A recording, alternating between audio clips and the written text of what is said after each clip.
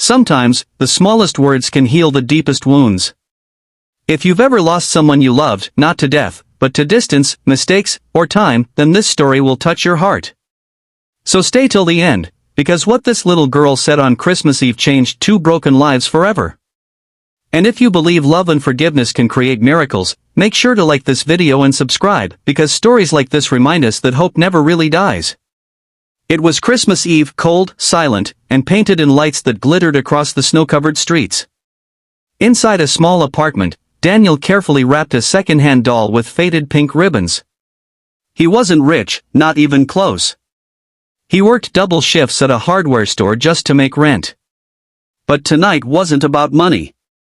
Tonight was about his little girl, Emma, his whole world. "Daddy, can Santa find us here?" she asked, her eyes full of wonder. Daniel smiled softly, brushing a strand of hair from her face. "Of course, sweetheart. Santa always finds good girls." He didn't have the heart to tell her that Santa's gift came from the local charity drive, or that their dinner would be simple soup and day-old bread rolls. But when she hugged him and whispered, "You're the best Santa ever," it was enough. After tucking her into bed, Daniel stepped out onto the snowy balcony, looking up at the sky. The city lights blurred behind the fog of his breath. Somewhere in that same city, his ex-wife, Claire, was probably celebrating in a warm, perfect home, far away from him, far away from the mess their marriage had become. He still remembered that night 3 years ago, the shouting, the tears, the slammed door. They were both young, scared, and hurt.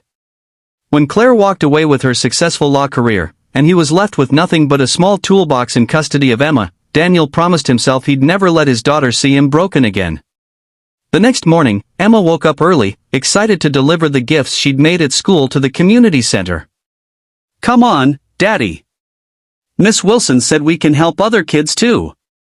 So they bundled up and walked through the falling snow to the downtown Christmas fair. Music played, children laughed, and everything smelled like cinnamon and cocoa.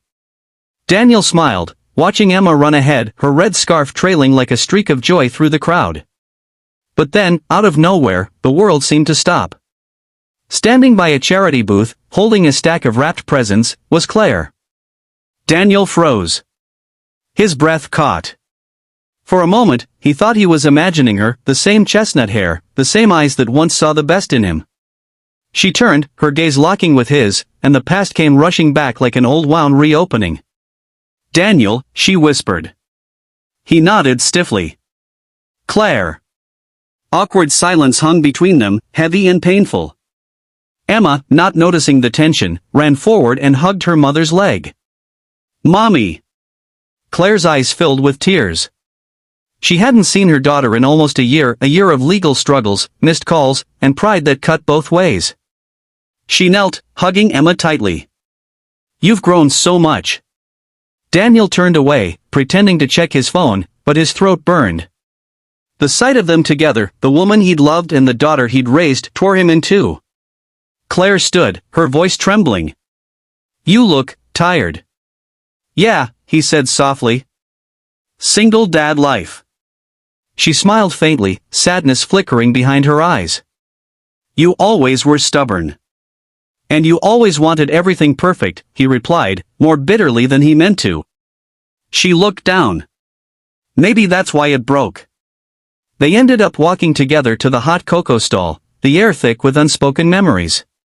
Emma chatted happily between them, unaware of the storm brewing in her parents' hearts. Then came the accident, a sudden slip of a child on ice, cocoa spilling everywhere, laughter and apologies. Daniel and Claire both bent down at the same time to help. Their hands brushed.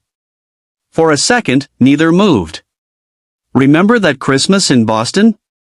Claire said suddenly. "When we got snowed in and ate cereal by candlelight?" Daniel laughed softly. "Yeah. You said it was the best night of your life." "It was," she whispered. "Because we didn't need anything else." The silence after that was fragile, tender. Daniel really looked at her, and for the first time in years, he saw not the woman who left, but the woman who once dreamed beside him. That night, after the fair, Daniel and Emma stopped by a small church to light a candle. The warmth inside was peaceful. As they sat down, Claire walked in again, holding a small wrapped box. "I didn't plan this," she said. "I just felt like I needed to see you two again." She handed the gift to Emma. Inside was a locket, one half with Emma's photo, the other with a picture of all three of them from years ago. Emma gasped. "It's us." Daniel blinked back tears. "You kept that?" Claire nodded. "I never stopped keeping it." Emma looked at her mom, then at her dad, and said something that made both of them stop breathing. She said softly, "Can we go home now?" It wasn't a question about their apartment. It wasn't about where they'd sleep. It was about family, about belonging. In those 4 words, she said everything Daniel and Claire hadn't been able to say in years. Claire's eyes filled. Daniel's hand found hers, almost without thinking. The warmth was familiar, real.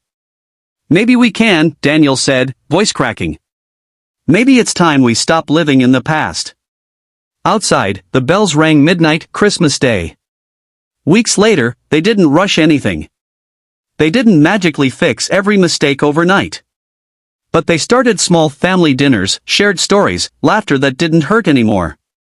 Daniel found hope again. Claire found forgiveness. And Emma, she got her Christmas wish. Because sometimes, all it takes to heal a broken heart are 2 small words, spoken with love.